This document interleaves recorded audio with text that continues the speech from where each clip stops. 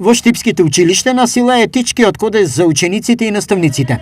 Експериментално тој беше воведен уште лани, но ќе биде продолжен и годинава. Етичкиот кодекс за учениците, наставниците, родителите и останатите вработени во училиштата беше на иницијатива на општина Штип, прифатен од училишните одбори на сите основни и средни училишта.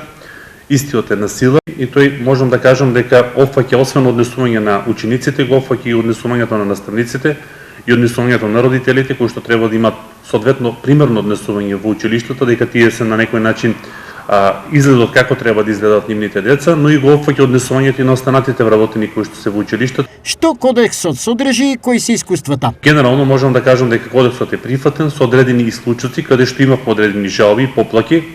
Сепак сметаме дека кодексот е воведен со добра намера, така да тие недостатоци ќе бидат отстранети и понатаму ќе продолжи да функционира. Според глобалните движења за употребата на модерната технологија за време на наставата, одлуките во многу европски земји се изолација на учениците од мобилните телефони. Кодексот за однесување е на некој начин забранет употребата на мобилните телефони за време на наставата.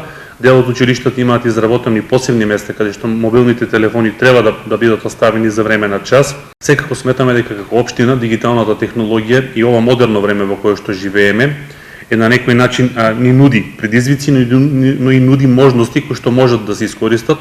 И од тој аспект можам да кажам дека дел од училиштата веќе се комплетно дигитализирани. Пример ќе го земам основното училиште Гоце Делчев, каде што имаме поставено смарт табли во секоја училница. Важно прашање е во овие одлуки и ставот на родителите. Родителите за време на родителски средби имаат подпишано и изјави дека се согласни мобилниот телефон да биде одземен од страна на службите, доколку биде злоупотребен од страна на ученикот, но сепак во дел од училиштата за време на одредени часови се и охрабрува користење на мобилни телефони, пред се во насока на подобро совладување на материјата.